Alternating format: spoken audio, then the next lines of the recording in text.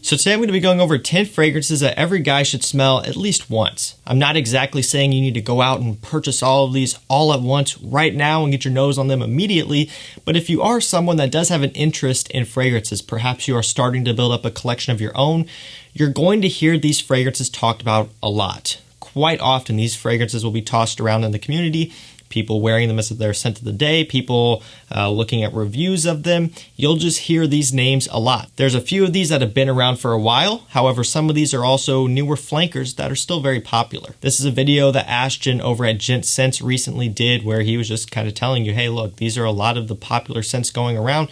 You need to be familiar with these if you're going to be getting into this hobby so you can understand what they actually smell like when you hear about them. Because I remember very clearly when I was first starting off with this hobby, I would hear people talk about this fragrance or this fragrance or this fragrance and all these different fragrances, and I had no idea what most of them smelled like. So I was sitting there in the dark just like, oh, I wish I knew what that smelled like. So hopefully this video will help you out. All of these, in my opinion, are worth getting your nose on just so you know what they smell like. That way you have an understanding of them when you hear other people talk about them. And also because I think the majority of these are really good fragrances, and a lot of them I do recommend owning in your collection, but here really we're just talking about scents that you need to get your nose on. So if you have interest in any of these fragrances down below, you want to pick up a bottle or two for yourself to get your nose on these, hit those links down there. They will take you to fragrance discounters that we can get these at a nice discount so you don't have to go out and pay retail price for these, which is just astronomical.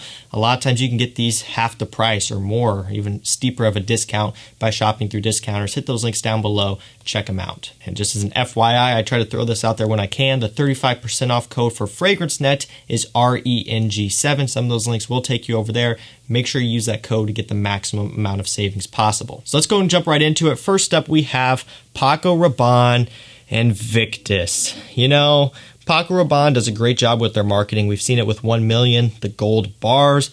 We've seen it with Invictus as well. Just a bottle that looks like a trophy that's probably sitting on 90% of guys' bathroom counters right now. Very popular scent. And also I will mention this as well.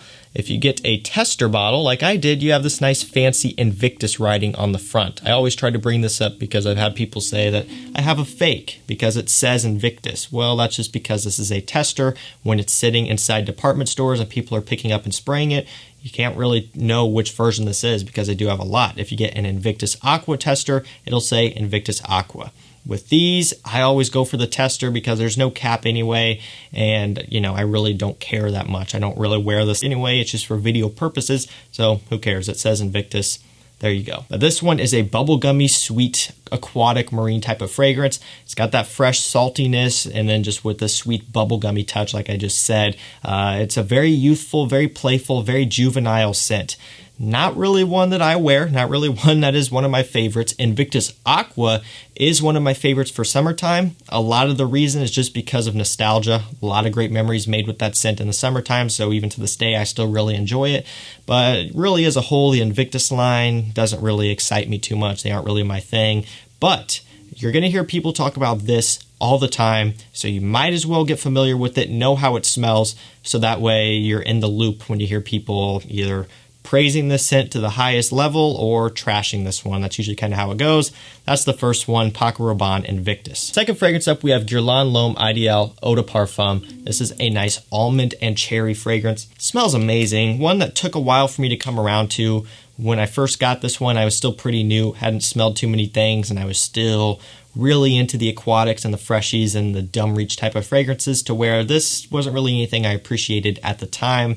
Ended up getting rid of my bottle. Here recently, I got another bottle and I've been loving it. There's something about the scent that I always go back to and smell. And it's one that has grown on me. It took some time, but now I love it. This is a great one. You're going to hear this fragrance talked about quite a bit, and it's one that's definitely worth trying. Here in this instance, one that is definitely worth owning as well, at least if you like the scent. Of course, this may be a bit of a risky blind buy for some, so be careful with that. If you're not a fan of sweeter scents, if you're not a fan of almond, if you're not a fan of cherry kind of mixing with it, this could be a bit more of a challenge for you, especially if you're newer to collecting. But this one, I would say, will come around to a lot of you. If you try it the first time and you're not a fan, keep coming back to it, give it some time, just keep testing it every now and then. It may start to grow on you like it did for me. This one, This one right here is amazing. Definitely one worth getting your nose on. Following that, we have Versace The Dreamer. So this is not the original The Dreamer from the 90s. I don't have a bottle of that. I don't really know where I could get one without paying a lot of money. This is the newer version, the one that was released in the 2010s, according to Fragrantica. I don't have an exact date on it, just the 2010s. That's when this one came out.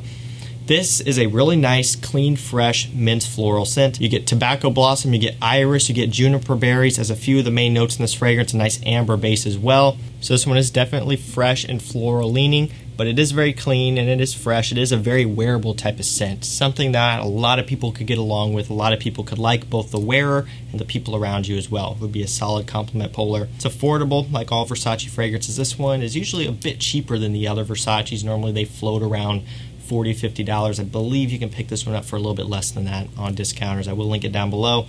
Really nice scent. One definitely worth trying. It's clean, kind of soapy, fresh floral. Great scent to have around, and one you should definitely smell and be familiar with. Moving along, we have Givenchy Gentleman Eau de Parfum. Another Eau de Parfum fragrance.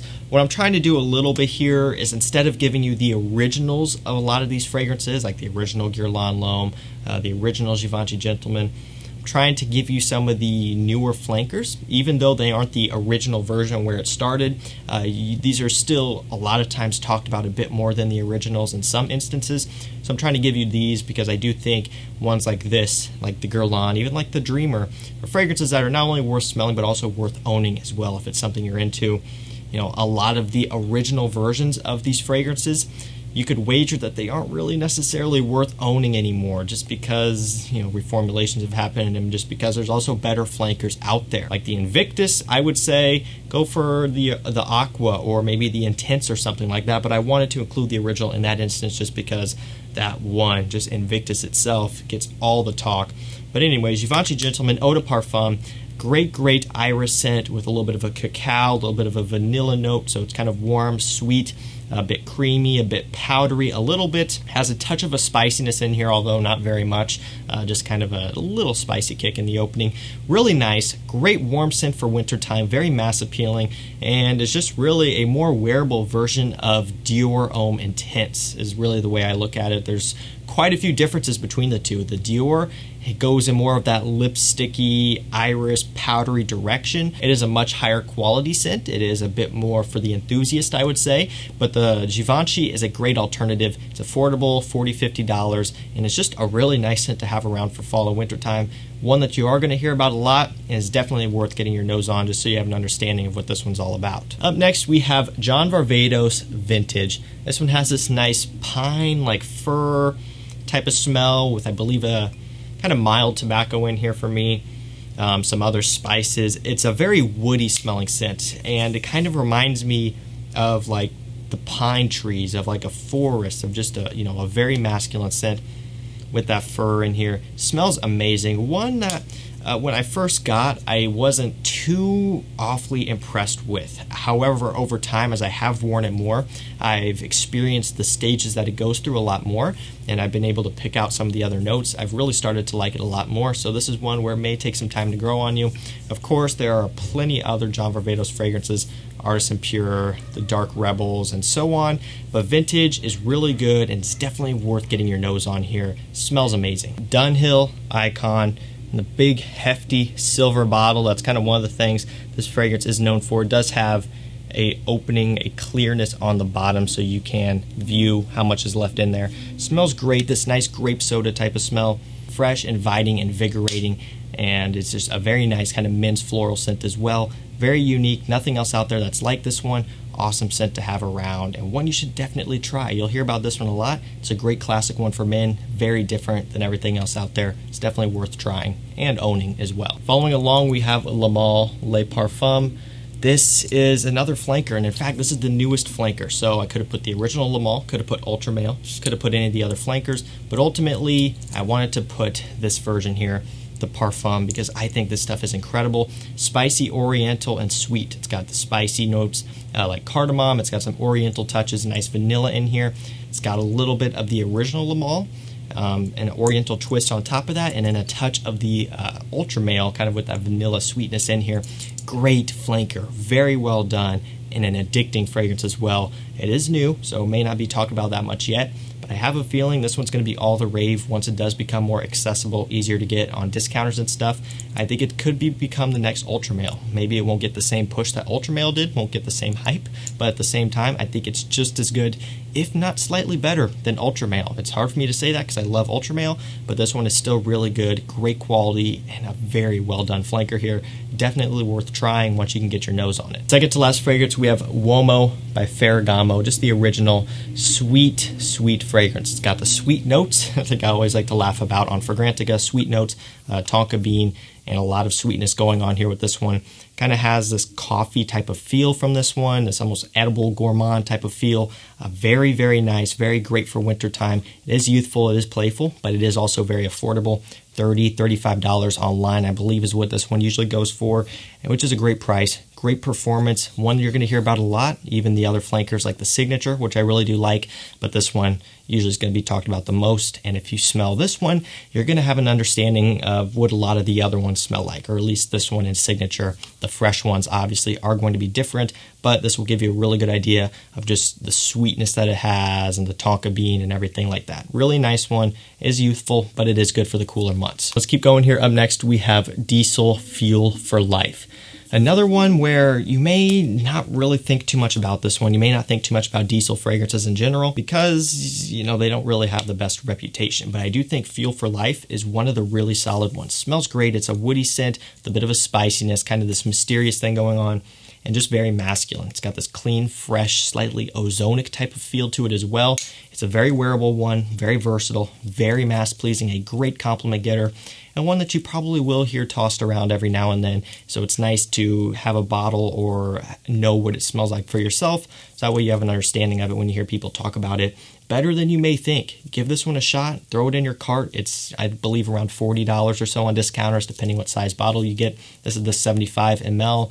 They do have, I think, a 125, and I think they have a 50 ml as well. So plenty of variety there, so you don't have to spend quite as much, or you could spend and get the biggest bottle you want. It's up to you.